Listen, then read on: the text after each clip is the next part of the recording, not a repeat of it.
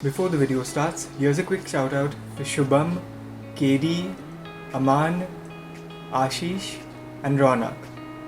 For a shout out in the next video, type your comment, like the video and make sure that you're subscribed with notifications. The comments with the most likes will get a shout out in the next video.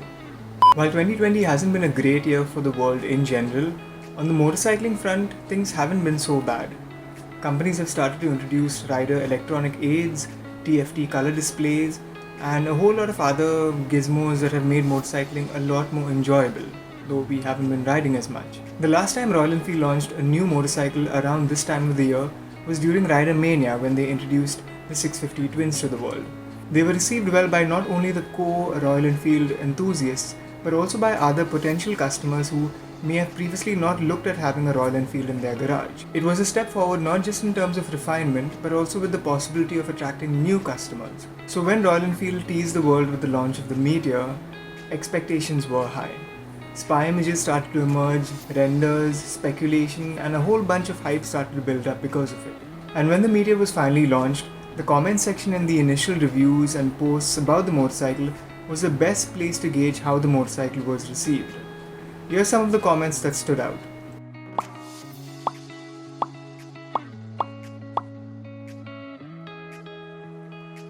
Now you can count on a Royal Enfield launch to polarize people. While most of the comments were directed towards how similar the motorcycle looked to the outgoing Thunderbird, a lot of comments were in support of the new technology and were happy with the design that Royal Enfield stuck with. Now, considering I'm not much of a cruiser guy, and also keeping in mind that I was dealing with the come down from riding the Triumph Street 765R over the past week, when Royal Enfield contacted me and told me that they'll give me the motorcycle for a few days to review it, I'll be honest and say that I wasn't really looking forward to it. But I left any preconceived notions about single-cylinder cruisers that I had the chance to ride previously aside, and went to the Worley showroom with an open mind. I never expected it to be anything like it was. Now I won't get into a lot of detail about the motorcycle because by now you would have watched a lot of reviews already. I will talk about a few essential things that I normally touch upon and 5 things that really stood out for me about this motorcycle. Let's get right into talking about the comfort on this motorcycle. Starting off with the handlebars. The handlebars, from what I can see and what I can remember from the 500X, aren't as high up, but they are nice and wide.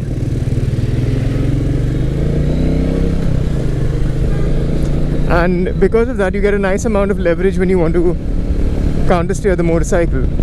The turning radius also on this is really nice, so you can, maneuver through traffic and take a U-turn very, very easily. I like the placement of the foot pegs also. I never thought I'd like this kind of a setup, but it's starting to grow on me. I previously always thought that motorcycles that have a very laid back and upright riding position kind of disconnect you from the whole riding experience, but I think that impression of a cruiser has sort of gone away over the last 3 days. After riding this extensively, I've completed close to 300 kilometers, I think, riding in the city and on the highway. The foot pegs aren't too far stretched out in front, and I think at the angle that your foot then finally gets placed on the foot pegs, the brake lever is very easily accessible. And that's important. I'll come to that in a bit. I think that's very important. When it comes to the seat, I think the seat is on the firmer side. It still is fairly comfortable, but I think it leans more towards being firm than being soft. The one problem I have with the seat though is with the way it's shaped. And I'm only saying that because it kind of restricts you to being in one specific spot on the seat throughout the journey. And if you've toured a lot, you'd know that you'd get uncomfortable sitting in one specific position for a really long period of time. And you need some space on the seat to be able to move around just a little bit to adjust that and take away the stress from certain areas and then again get back to that seating position which you're comfortable with. But on this, because of how it's curved, it kind of keeps you in that one specific spot throughout. Mind you, the seat isn't uncomfortable on its own. I think it's just that inability to move around when you want to makes it a little uncomfortable. But again, in its defense, I think you'll only start to feel a little uncomfortable in it after a few 100 kilometers or so. Now, while we're talking about the rider seat, we can't ignore the pillion seat, right? Especially with a motorcycle like this, you'd have a lot of people touring with their better halves. And if he or she likes sitting in the saddle for a really long period of time, then I think this motorcycle would suit him or her well. Now, I'm not the expert when it comes to pillion seats. I'm going to hand it over to the professional. Over to you, Pillion Prime. So it's comfortable, yeah. Foot pegs are placed very nicely, and seems like it's. I mean, it is comfortable that we sat for so long. Yeah, so it's pretty comfortable. It was. I thought it was. You bought the Avenger or the Eliminator. But it was fast, yeah. And smooth. Was it? Smooth, Did you feel a lot of vibrations back? No, not really. No. Yeah, it's very nice. Yeah. But it's not my kind of bike. Thank you so much, Pillion Prime, for your inputs as always. Right, safe. Stay in school. See? Now the devil is in the detail, and while Pillion Prime and I were riding on the stock rear suspension setting for the Meteor 350, what I did after reading through the owner's manual that I downloaded off Royal Enfield's website, yes, that is already available, which is nice, is I adjusted the preload on the rear suspension to 3 clicks out. Now the stock setup is meant for a total weight of 90 kgs sitting on top of the motorcycle. That includes the rider, the pillion and the luggage and whatever riding gear you're wearing along with that. But I found that even when I was riding solo on that setting of 3 clicks out, it was a lot more comfortable for me. And when I had Pillion Prime and even my brother, my twin brother, sitting on the motorcycle the following day, there weren't any complaints about the suspension or the comfort of the motorcycle. So I think 3 clicks out is the ideal setup to have if you're riding 2 up. And finally, I can't complete talking about riding comfort without talking about that windscreen up front. I think it does a fabulous job of keeping the wind away from the rider. But at the same time, I'm not sure if the GoPro would let you see this right now from this angle. There's a nice little cutout in the windscreen somewhere towards the bottom, and that has some sort of a duct that kind of is angled towards the rider's chest. So if you're around my height, I'm 5'10", then there's a nice gust of wind that hits your chest and allows you to have some amount of wind hitting you and going through your jacket to keep you cool on a longer ride. I know some motorcycles with bigger visors would sort of disconnect you from the road experience altogether. This fortunately doesn't do that. If you are a shorter rider though, I'm not sure, but I think it may just kind of let air into your helmet and cause a lot of wind noise. Not sure, but that is a possibility. Now let's talk about 5 things that really impressed me about this motorcycle. Starting off with the Tripper module. That gives you Google navigation instructions using an app on your phone, and it works very, very well. In fact, it rerouted me quite a few times seamlessly too. Now I did have my Senna connected to my phone while using Royal Enfield's navigation system, and it was giving me Google prompts in my headset also while I was riding through. So you get both voice navigation and a display module to show you where you're supposed to turn to, which is really nice. Another thing worth mentioning is you can customize how that display works. So if you go into the navigation screen and you tap on these 3 dots over here next to the destination, you get the settings, and you can select to avoid highways, you can select avoiding tolls, which then means that it defaults to Google Maps for 2-wheelers, so it won't give you expressways and tolls and whatnot. You can also select night mode, which changes the way that's displayed, and if you deselect that, it then switches it back to what it originally was set, which is really bright, so at night you might not want something like that. And finally, you can select at the bottom to display either the ETA or the total distance to your destination. So depending on what kind of a rider you are and what kind of preferences you have when looking at your maps, you can customize that also. It shows up at the bottom. Now another nice feature that Royal Enfield has added to this motorcycle, especially for the kind of riders that usually buy this motorcycle who are tourers, is adding a USB charging slot over here just below the left switch gear. Let me connect my phone to it firstly and show you how that works. A few moments later.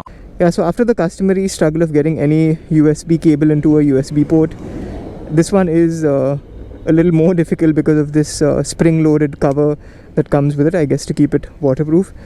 what you'll notice on the phone is that it's not charging. So if you look at this area over here, the battery isn't charging. And even if I were to just turn on the motorcycle, it still doesn't charge.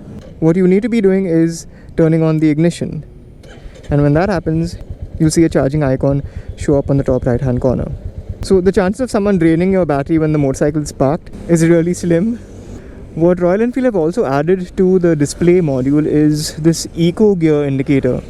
Now I was trying to find as much information as I could around the topic, but didn't really find a lot on the interwebs and on the owner's manual either. All it says is that the motorcycle displays that when it's being ridden in optimum conditions. Now the definition of optimum conditions is very vague, especially since there's no tachometer. You don't know which RPM you're at. I guess it has something to do with the speed and the RPM, but again, I'm not too sure about that. From what I understand, it basically means that that's the best RPM to be in the gear you're currently at, because that doesn't display only in the 5th gear, but it means that it's the best RPM to be at that speed, so that you get the most mileage out of the motorcycle. That's my understanding of it. I could be wrong. If you know better, please let me know in the comment section. The fuel indicator exists. A lot of you ask me about that. There's the empty side, there's the full side, and that's the bar that goes across the top. There's also a low fuel indicator that will start flashing over here on the bottom left in case you reach that stage. And that last bar over here next to empty starts blinking if you are in reserve, and Royal Enfield suggests that you stop and fuel up as quickly as you can. I'd recommend that too after the Bangalore ride. Another nice feature that Royal Enfield has added to this motorcycle for safety is the rollover sensor. So if you are riding, the motorcycle is on, gears are engaged, and if the motorcycle tips over, it automatically cuts off the fuel and the ignition just to keep the rider safe and to keep the motorcycle from causing more harm to itself and possibly to other people around or the rider too. There is a whole bit on how to then reset it once you've recovered from the crash or once you've picked up the motorcycle, and that's on the owner's manual. Do some reading, it'll help. One thing I found a little strange is Royal Enfield's need to go for these rotary switches for the high beam, pass light, and for the ignition and kill switch. What was weird for me is that they replaced the location of the pass light with this menu toggle option. So what started to happen for me was, because of me being used to how regular motorcycles work, whenever I was looking to pass someone, I started toggling through the menu option, and that was awkward. And then finding this and using it was a little tough, and again took some time to get used to. The ignition, I really don't have a problem with the ignition. I think that works well. I think the kill switch works well. It's just that I don't see the need to kind of go back or reinvent the wheel. What we have currently works well enough, and this, I guess, just makes the motorcycle stand out. I think I don't know what Royal Enfield was going for, but they work, but I don't personally like them. One of the things that I wasn't too impressed by were the brakes on this motorcycle. The front brakes lack initial bite, and then they suddenly grip really aggressively, which then engages the ABS. And I felt that the ABS kind of kicks in a little earlier than it should.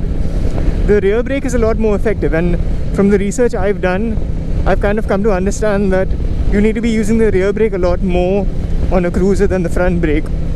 Because of a majority of the weight on a cruiser sitting at the back, the rear brake is more effective, and that's why you should be using that to brake simultaneously with the front brake. And when I started to do that, I realized that the braking was a lot more effective. It could still be better, but it's a lot more effective now.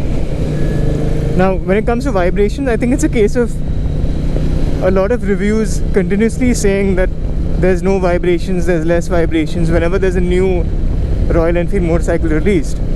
And then it becomes more like a story of the boy who cried wolf. Less people start to believe you every time you say that.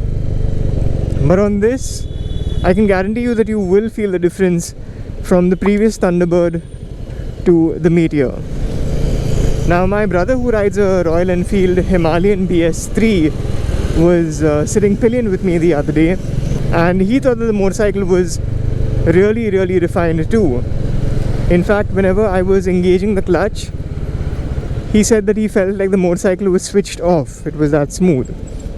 So if you were coming from one of the previous generation Royal Enfields, then I think you will definitely notice a vast improvement in the refinement of this 350cc single cylinder engine. Alright, for the final conclusions on the Royal Enfield Meteor 350, let's head indoors.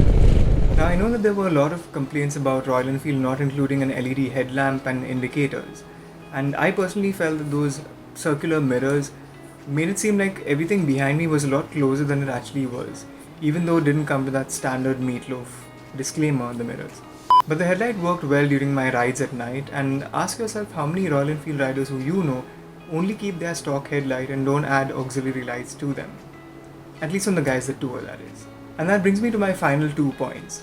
Firstly, in an age where data is probably more valuable than gold, Royal Enfield have taken the information at their disposal and have understood and acknowledged that their customers like to customize their motorcycles.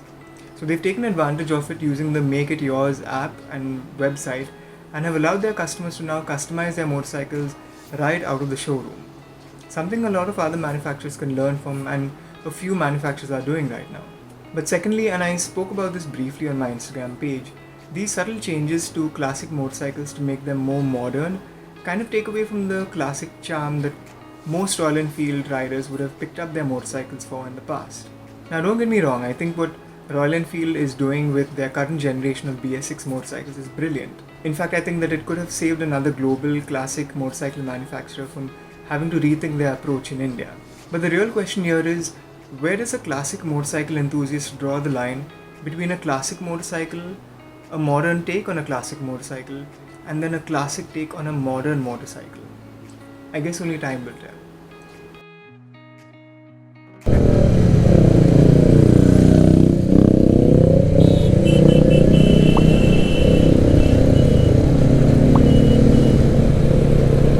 The exhaust note, while listening to that now I got reminded about the exhaust note.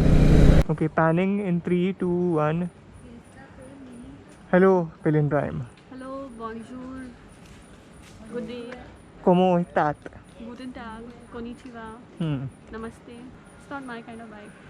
So still the Adventure 390 is I would like the Z900. Z900. Yeah. You have to have a line of your own now. Oh, is it? It's about time. Ride safe. It's a chapri world out there. Goodbye. Net parcel the great bag. Came up, you can't hate that. Self-made, you can't take that. Yeah, self-made, you can't make that. Some said I need a record deal, I need a co-sign, I need a Dre track. But all the time I had a mean flow, I had a cold grind, and that's a great match.